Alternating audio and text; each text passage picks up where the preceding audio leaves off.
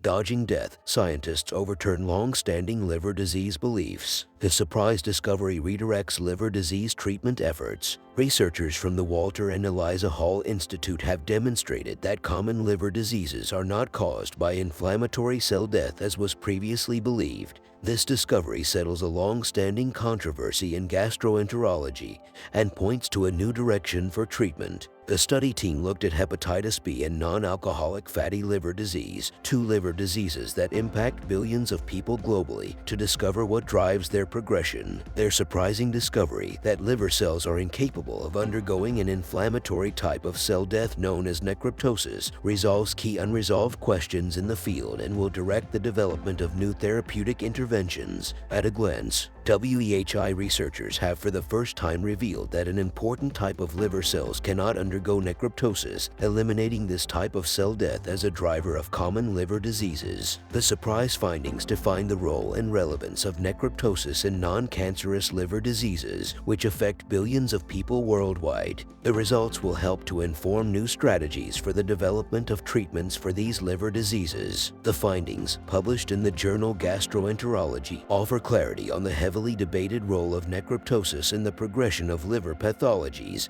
and provide fundamental insights to guide future preclinical and clinical studies in a new direction. The study was led by Chief Investigator Dr. Marcel Dorflinger, former WEHI PhD, researcher Dr. Simon Preston, and Principal Investigator Professor Mark Pellegrini, in collaboration with researchers from the Peter Doherty Institute for Infection and Immunity and the University of Queensland. Liver damage. Liver diseases are a serious and rising worldwide health burden. Over 30% of the world's population suffers from non-alcoholic fatty liver disease, the most common liver disease, whereas 296 million individuals worldwide have hepatitis B. Necroptosis has been regarded by researchers until now as being essential to the development of these diseases. It remained unclear, however, whether this kind of cell death was happening in liver cells or in immune cells that had entered the liver in response to infections or diet-related damage. We sought to address this research gap and define the role and relevance of necroptosis in common liver diseases, said study lead Dr. Dorflinger. The researchers used several preclinical genetic models of liver diseases, including non-alcoholic fatty liver disease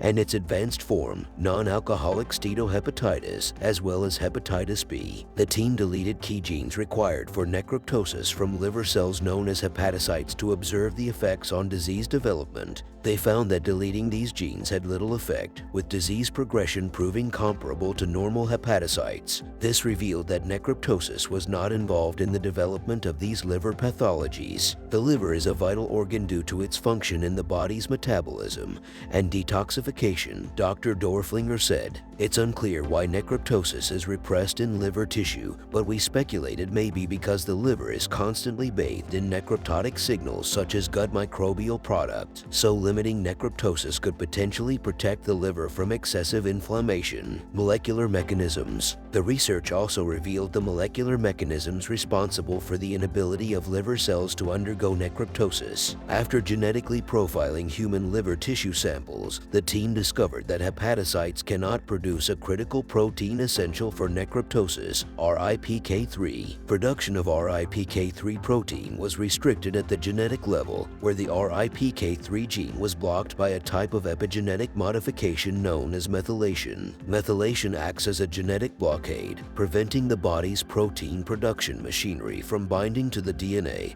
and building RIPK3 protein, said Dr. Dorflinger. As a result, without this essential protein to carry out its necroptotic function, the cell death pathway can't be initiated. Dr. Dorflinger said momentum had been growing in the development of inhibitors of RIPK3 for the potential treatment of liver diseases, but their potential clinical applicability had been limited by a lack of fundamental insights. These findings are a central piece of data that address many unanswered questions in the field that will guide future preclinical trials and clinical studies in this direction, he said.